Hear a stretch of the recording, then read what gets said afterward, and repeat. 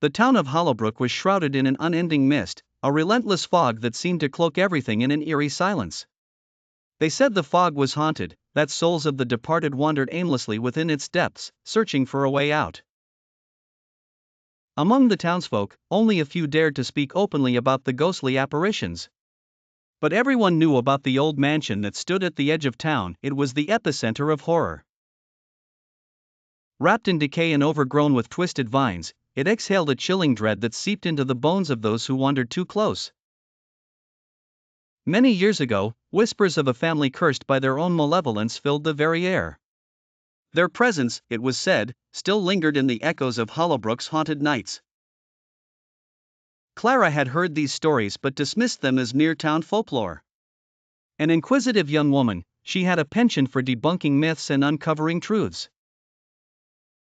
One drizzly evening, armed with curiosity and a flashlight, Clara marched toward the old mansion. As she crossed the gate, an icy gale brushed against her skin, sending shivers down her spine. The mansion loomed larger with each step, its broken windows like eyes staring into her very soul. Inside the mansion, the air grew thicker, laden with a pungent mustiness that spoke of years of neglect. The wooden floorboards creaked under her feet as she stepped into the grand hallway adorned with once grand chandeliers now encrusted with cobwebs. Clara's flashlight flickered as she moved deeper into the mansion. Suddenly, a cold, ghostly whisper grazed her earlobe. It was a voice, faint but palpable, saying, "Leave while you still can." Her heart pounded, but her resolve strengthened with every step.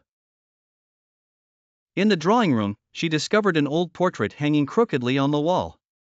It depicted a family: father, mother, and two children, their faces pale and eyes lifeless, void of any warmth. Clara felt an inexplicable pull toward the painting as if it wanted to convey something urgent. Just as she reached out to touch the frame, the room darkened, illuminated only by sporadic flashes of lightning visible through the cracked windows. The flashlight slipped from her grasp and hit the ground with a thud. The whispers became louder, more insistent. "Leave, now." Panic surged through Clara, but before she could turn, a force gripped her wrist, cold and immovable. She yanked herself free and bolted out of the mansion, her scream echoing through the empty hallways. She didn't stop until she was back in the misty streets of Hollowbrook.